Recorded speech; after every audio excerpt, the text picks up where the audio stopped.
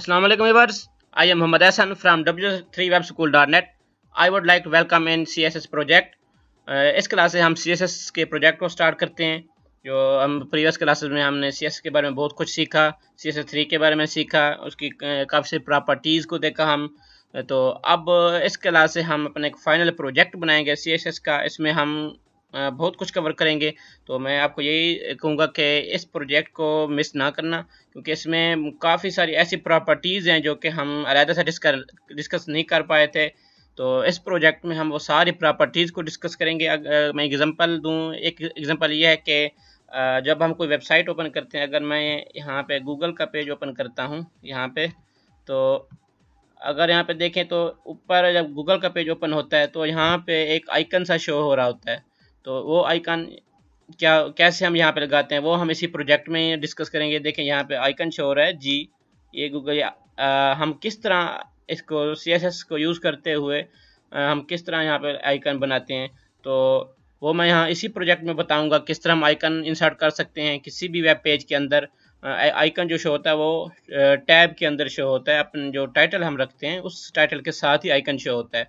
और अगर वो एक और बात करूँ कि हम किसी भी वेब पेज से कोई टेक्स्ट कॉपी कर सकते हैं, लेकिन हम वहाँ पे CSS को यूज़ करते हुए रिस्ट्रिक्शन लगा सकते हैं कि कोई यूज़र जो है वो उसका टेक्स्ट कॉपी नहीं कर पाए किसी भी वेब पेज का।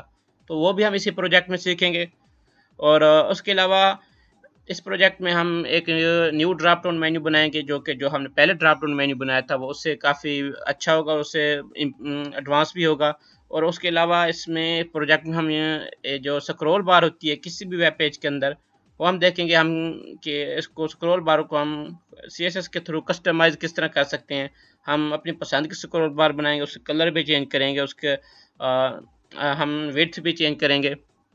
तो उसके अलावा और भी काफ़ी सारे यहाँ पे ट्रांजिशन की प्रॉपर्टीज़ को हम देखेंगे। पहले भी हमने किया था रोटेट की प्रॉपर्टी को, तो अब वहाँ एक इसके अलावा वही हम रोटेट की प्रॉपर्टी को यहाँ पे डिस्कस करेंगे। किसी भी इमेज को हम किस तरह रोटेट करवा सकते हैं ऑन माउस ओवर इफेक्ट या वैसे भी। तो इस प्रोजेक्ट में हम काफ़ी कुछ सीखेंगे, इसलिए आपने इस प्रोजेक्ट को मिस नहीं करना। इसमें जितनी भी मेरी क्लासेज होंगी आपने इसको डिटेल्स देखनी है।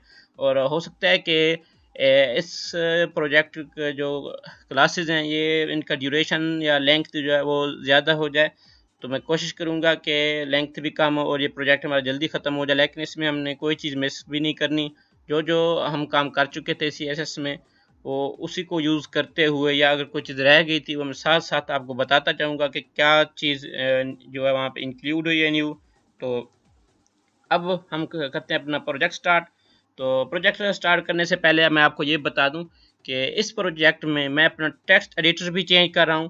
जो प्रीवियस हमारी क्लासेस थी CSS के अंदर उसमें मैंने आपको जो 2 टेक्स्ट एडिटर से, सबसे पहला था जो हमारा नोटपैड प्लस प्लस और उसके बाद Dreamweaver. Notepad plus plus को मैं as HTML text editor use कर रहा था, और C प्लस ड्रीम वेवर में वहाँ पे जो मेरा CSS का कोड था वो ड्रीम वेवर में मैं लिख रहा था। तो लेकिन इस क्लास में मैं सिर्फ एक ही यूज़ करूँगा। जो मेरा प्रोजेक्ट है, इस प्रोजेक्ट की जितनी भी क्लासेस होंगी इसमें मैं सिर्फ एक ही टेक्स्ट एडिटर यूज़ करूँगा जो कि है Sublime Text 3। तो इसमें आपकी मर्ज़ी, आप कोई सा भी टेक्स्ट एडिटर यूज़ कर सकते हैं। तो मैं सबसे पहले ओपन करता हूँ अपना टेक्स्ट एडिटर Sublime Text 3। ये है मेरा Sublime Text 3। तो इसमें हम अपना जो टेक्स्ट है वो यहाँ पे राइट करेंगे या टाइप करेंगे। तो सबसे पहले ये जो प्रोजेक्ट है ये एक फ़ोल्डर है। मैंने एक फ़ोल्डर बनाया है, उसके अंदर एक और फोल्डर बनाया है मैंने इमेज के नेम से। यहाँ पे इमेज मैंने ऑलरेडी यहाँ पे कॉपी करके रखी हुई है, क्योंकि इन इमेज को हम यूज़ करेंगे अपने पूरे प्रोजेक्ट के अंदर।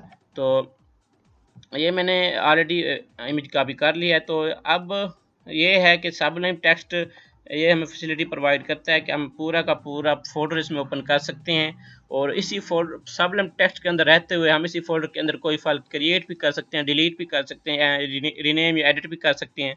और जो नोटपैड प्लस प्लस है वो हमें ये चीज़ प्रोवाइड नहीं करता था, तो इसीलिए मैं अब इसको यूज़ करने वाला हूँ। इसको मैं यहाँ से ड्रैग करता हूँ और यहाँ पे आगे इसको ड्रॉप कर देता हूँ। तो ये मेरी जो साइड बार है इसमें मेरा ये पूरा फोल्डर यहाँ पे ओपन हो चुका है। उसके अंदर एक फोल्डर इमेज का वो भी यहाँ पे शो हो रहा है। अगर मैं इसको ओपन करूँ तो वो यहाँ पे भी शो हो रहे हैं। तो बहरहाल अब मैं यहाँ पे आता हूँ, ये मेरा प्रोजेक्ट है। यहाँ पे मैं एक न्यू फाइल बनाता हूँ। न्यू फाइल बनाने के लिए मैं क्या करता हूँ, इसी प्रोजेक्ट के फोल्डर पे मैं यहाँ पे राइट क्लिक करता हूँ और यहाँ से न्यू फाइल के ऑप्शन में जाके मैं यहाँ पे लिखता हूँ index.html। ये हमारी मेन फाइल होगी HTML की, index.html ये है।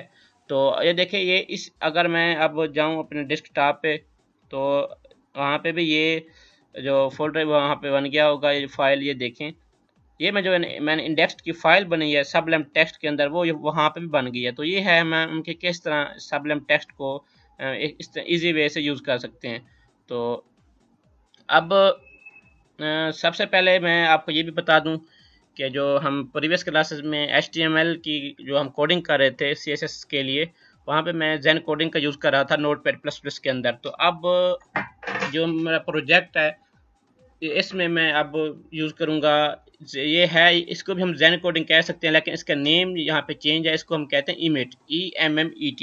ये प्रोजेक्ट इसका है सबलेम टेक्स्ट के लिए, ये एक पैकेज है, इसको हम कहते हैं इमेज। सेम वही फंक्शनैलिटी है इसकी जो कि हम वहाँ पे Notepad++ के अंदर यूज़ कर रहे थे, सेम वही फंक्शनैलिटी है। तो अगर मैं वहाँ पे जैसे मैं HTML यहाँ पे 5 लिखता था, Ctrl+E प्रेस करता था, तो मेरी जो यहाँ पे बेसिक कोडिंग है HTML5 की वो वहाँ पे हो जाती थी। इस तरह यहाँ पे भी इस तरह Ctrl+E भी प्रेस कर सकते हैं, या आप यहाँ सबलेम टेक्स्ट के अंदर टैब बटन भी प्रेस कर सकते हैं, जिससे ये कोडिंग जो एक्सपेंड हो जाती है। तो वैसे सबलेम टेक्स्ट के अंदर जो बेहतर वे है वो है कि हम टैब के बटन को प्रेस करें। तो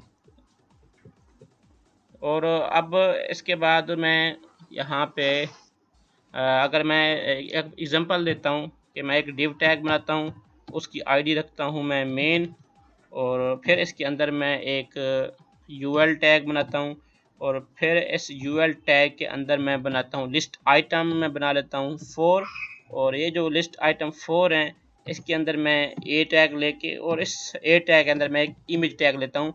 इससे मैं क्या कर रहा हूँ कि मेरा एक मेन डिव होगा, उसकी जो क्लास होगी वो मेन होगी, और फिर मैं अनऑर्डर लिस्ट बनाऊंगा, उस अनऑर्डर लिस्ट के अंदर 4 लिस्ट आइटम्स होंगे, और फिर हर लिस्ट आइटम के अंदर मेरा एक एंकर टैग होगा, और जो एंकर टैग होगा उसके अंदर मैं एक इमेज टैग ले रहा हूँ। क्यों? क्योंकि मैं इमेज को एज ए एंकर यूज़ करूँगा। तो अब मैं टैब का बटन प्रेस करता हूँ, तो ये आप देख लें कैसा है, मैंने कितना लिखा हो यहाँ पे, इतनी सारी कोडिंग होगी, ये मैं इमेज के थ्रू ही ये सारा काम कर रहा हूँ। देखें, अगर आप वैसे इसको लिखते तो आपको हो सकते हैं आपसे कुछ देर लग जाती, लेकिन मैंने सिर्फ एक लाइन में कुछ सेकंड्स के अंदर इतने सारे यहाँ पे लिख दिया है। तो मैं आपको ये रिकमेंड करूँगा कि आप सबसे पहले इसी को देखें कि हम किस तरह इसको यूज़ में ला सकते हैं। अगर आपको पता नहीं है कि कैसे यूज़ करते हैं, ये इसके जो ट्यूटोरियल्स हैं कि इमेज को हम किस तरह सबलेम टेक्स्ट के अंदर यूज़ कर सकते हैं, किस तरह इंस्टॉल कर सकते हैं, या किस तरह हम इसके सिंटैक्स को यूज़ करते हुए हम अपनी कोडिंग की स्पीड को इंक्रीज़ कर सकते हैं, इसके मैंने वीडियो कोर्स बना के अपनी वेबसाइट और अपने यूट्यूब के चैनल पे पोस्ट कर दिया है, तो आप वहाँ पे इसको देख सकते हैं। तो इसके अलावा यूट्यूब के चैनल के मैं आपको दिखा दूँ कि यहाँ पे मेरे वेबसाइट के अंदर आपको मिल सकता है। ये वेबसाइट ओपन करें w3webschool.net, इसके अंदर ये जो यहाँ पे आपको आइकन नज़र आ रहा है यूट्यूब, ये यहाँ पे मेरे चैनल का लिंक गिवन है, तो आप यहाँ से डायरेक्टली वहाँ पे जंप कर सकते हैं यूट्यूब के चैनल पे। वहाँ पे आपको ये सबलेम टेक्स्ट के बारे में, जो कि इमेज को हम किस तरह यूज़ करते हैं, वो मिल जाएगा। इसके अलावा जेन कोडिंग को हम Notepad++ के अंदर किस तरह यूज़ करते हैं, हर टेक्स्ट एडिटर के अंदर ये फैसिलिटी अवेलेबल है कि हम उसको पैकेज इंस्टॉल करके हम ये कोई जो कोडिंग इंक्रीज़ करने के लिए पैकेजेस हैं, जेन कोडिंग है या इमेज है, हम वहाँ पे इंस्टॉल कर सकते हैं। लेकिन एक बात है, हर टेक्स्ट एडिटर के अंदर इनकी इंस्टॉलेशन का पैकेज मेथड है वो डिफरेंट है। तो इसलिए आप ये जैसे कि हमने Notepad++ के अंदर मैंने इंस्टॉल किया था, वो उसका मेथड और था, सबलेम टेक्स्ट के अंदर मेथड और है, तो इस चीज़ का ख्याल रखना है। तो मैंने ये इसकी डिटेल में इस वीडियो कोर्स के अंदर सब बताया हुआ है। हर टेक्स्ट एडिटर के लिए मैंने अलग से कोर्स बनाया हुआ है कि आप किस तरह वहाँ पे यूज़ कर सकते हैं। क्योंकि अब जितने भी मेरे वीडियो कोर्सेज होंगे या कुछ टिप्स एंड ट्रिक्स की कोई भी वीडियो होगी, उसके अंदर मैं जो भी यहाँ पे यूज़ करूँगा HTML की कोडिंग या PHP की कोडिंग के लिए, तो वहाँ पे मैं इसी प्लगइन के थ्रू या इसी पैकेज के थ्रू अपनी शॉर्ट वे से कोडिंग करूँगा। तो ये तो हमारा एक इंट्रोडक्शन था कि सबलेम टेक्स्ट या कि हम इस इमेज को किस तरह हम यूज़ कर सकते हैं सबलेम टेक्स्ट के अंदर। अगर थोड़ा सा और देखें सबलम टेक्स्ट को, तो ये यहाँ इसकी साइड बार है। अगर यहाँ पे बात का हिडन होती है, ये देखें व्यू में जाके साइड बार ये हाइड, तो ये हाइड हो जाएगी। और ये इसीलिए वो इसको आपने शो ही रखना है, क्योंकि यहाँ पे हमें जो फाइल ओपन होती हैं वो शो होती हैं, उसके अलावा फोल्डर भी शो होते हैं। और ये जो यहाँ पे मेरा कर्सर है, इसके टैब्स हैं। मैं अगर यहाँ पे डबल क्लिक करता हूँ तो एक न्यू फाइल बन गई है। इसको मैं सेव करता हूँ तो हमें लोकेशन पूछेगा कहाँ पे आप इसको सेव करना चाहते हैं। इस तरह ये जो मेन्यू बार है मैंने इसको यहाँ से ऑलरेडी हाइड किया हुआ है यहाँ से। और आप इसको टैब्स को भी हाइड कर सकते हैं। देखिए यहाँ से टैब जो है वो हाइड हो चुका है इस तरह। और अगर बात करें तो ये यहाँ पे हम इसके थीम्स की भी सिलेक्शन कर सकते हैं। कलर स्कीम में जाएं तो ये इसके सारे थीम गिवन है, ये मैंने कुछ इंस्टॉल किए हुए हैं।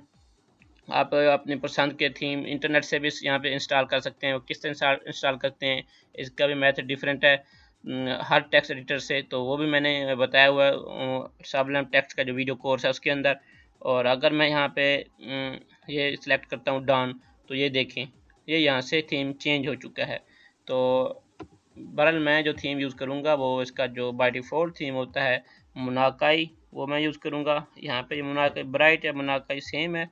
तो अब यहाँ इस क्लास में हमने ये देखा है कि हम कौन सा टेक्स्ट एडिटर यूज़ करेंगे और इस टेक्स्ट एडिटर के अंदर क्या फैसिलिटी है और उस फैसिलिटी को हम किस तरह यूज़ करेंगे। तो यहाँ से मैं इस क्लास में तो अपना प्रोजेक्ट स्टार्ट नहीं कर सकता, क्योंकि क्लास की जो ड्यूरेशन है वो ज़्यादा हो जाएगी। तो नेक्स्ट क्लास में आते हैं, वहाँ से हम अपना जो फाइनल प्रोजेक्ट है CSS का उसको हम स्टार्ट करते हैं। और मेरी जो वेबसाइट है w3upschool.net, आप इसको विज़िट करते रहें। और हमारा फेसबुक का पेज है जो इसको भी लाइक करना ना भूलें। फेसबुक के पेज के ऊपर और वेबसाइट के अंदर भी हमारा जो यूट्यूब का ऑफिशियल चैनल है जिस पे सारे वीडियो कोर्सेज अपलोडेड हैं, वो उनका लिंक गिवन है यूट्यूब चैनल का। तो आप उसको भी ओपन करके उसको भी सब्सक्राइब करना ना भूलें, ताकि आपको जो लेटेस्ट अपडेट्स है वो टाइम बाय टाइम वहाँ पे मिलती रहे। तो मिलते हैं अगली क्लास में, अभी के लिए अल्लाह हाफिज़।